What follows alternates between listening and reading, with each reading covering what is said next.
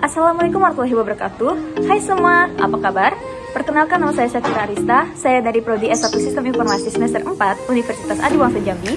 Nah, di mata kuliah Analisis dan Perancangan Sistem Informasi, kali ini saya akan menjelaskan mengenai contoh perusahaan pada tiap-tiap tipe sistem informasi beserta softwarenya. Mau tahu? Ayo kita simak videonya. Check this out!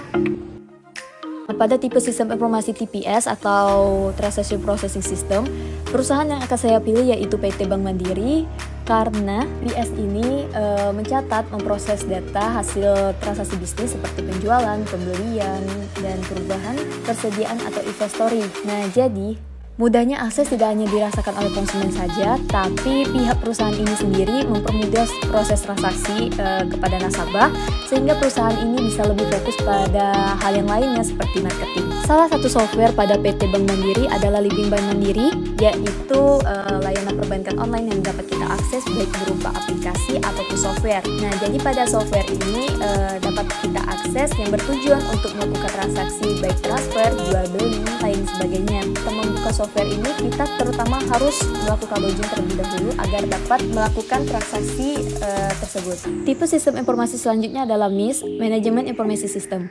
Contoh perusahaan yang saya gunakan yaitu PT LG Electronics Indonesia. Pada sistem informasi manajemen PT LG Indonesia dalam mengendalikan inventory, sistem ini dapat berfungsi untuk mengetahui pengiriman barang, membuat jadwal pengiriman barang ke pusat ke cabang perusahaan, ataupun sebaliknya, dapat informasi mengenai jumlah persediaan barang tersebut, serta mengetahui adanya pengembalian barang yang telah dikirim dikarenakan adanya barang yang cacat ataupun rusak.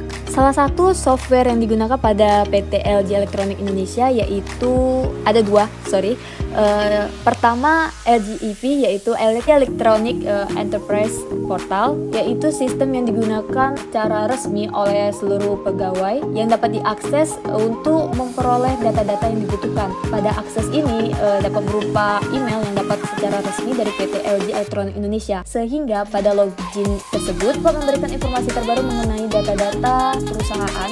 Namun portal pada email ini hanya dapat diakses di lingkungan perusahaan saja. Selanjutnya pada PT LLS, Global Digital Logistics System, yaitu terdiri dari beberapa subsistem yang memiliki fungsi berbeda berdasarkan tujuan penggunaan data. Antara lain, kalau delivery ini dapat digunakan untuk membuat jadwal pengiriman barang, untuk mengkonfirmasi pengiriman barang. Lalu ada cost, pada subsistem ini dapat digunakan untuk memanage berbagai faktor-faktor pengiriman seperti biaya yang lain, kondisi barang, wilayah tujuan, serta tarif yang digunakan. Lalu ada stok, pada subsistem ini digunakan untuk mengetahui status pengiriman barang. Lalu terakhir return, yaitu dalam subsistem ini dapat digunakan untuk mengetahui ada atau tidaknya pengiriman barang yang rusak ataupun cacat. Selanjutnya DDS, Decision Support System. Contoh perusahaan yang saya gunakan yaitu PT Telkom, dan salah satu software yang digunakan pada PT Telkom ini adalah e-service, karena aplikasi ini dapat membantu pengambilan keputusan karena hasilnya bersifat matematis. Sebagai kesimpulannya, pada aplikasi ini dapat membantu evaluasi pemilihan pengembangan suatu jaringan akses yang dapat sangat tepat akan perkembangan PT Telkom. Terakhir, tipe sistem informasi EIS, Executive Information System. Contoh perusahaan yang saya ambil yaitu PT HM Sempurna Tbk. Jadi nama software yang akan saya ambil pada perusahaan ini adalah Monitor Touchscreen, yaitu